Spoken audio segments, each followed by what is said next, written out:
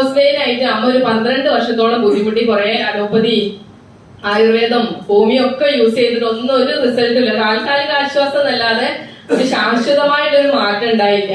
അങ്ങനെ ഇരിക്കുമ്പോഴാണ് ഞാൻ ഇതിലെ ഓരോ പ്രൊഡക്റ്റിനെ പറ്റിയും സീരിയസ് ആയിട്ട് തന്നെ ഞാൻ ഏറ്റെടുത്തു. ഞാൻ ഓരോ പ്രൊഡക്റ്റും ശരിക്കും പഠിച്ച് അമ്മയ്ക്ക് ബ്ലഡ് പ്യൂരിഫയർ, ഡെയിലി ഡീറ്റോക്സ്, ചാമ്പി തൈലം, ഇത് 3 കൊടുത്തത്.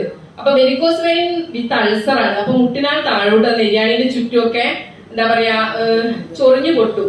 ഒരു കാലോട്ട് മറ്റേ കാലം ചൊറിഞ്ഞു പൊട്ടും. അതും അശുദ്ധ രക്തം കെട്ടിക്കിടക്കുന്നതുകൊണ്ട് ബ്ലാക്ക് കളറാണ് മൊത്തം. ബ്ലഡ് സർക്കുലേഷൻ ഇല്ലാത്തതുകൊണ്ട് പെയിൻ ഒന്നും അറിയില്ല. ഇടയ്ക്ക് ഞരമ്പ് പൊട്ടും, ബ്ലഡ് ചീറ്റും. അങ്ങനെ അത്രയും ഭയങ്കര ബുദ്ധിമുട്ടുണ്ട്. എത്രയോ ബുദ്ധിമുട്ടുണ്ട്.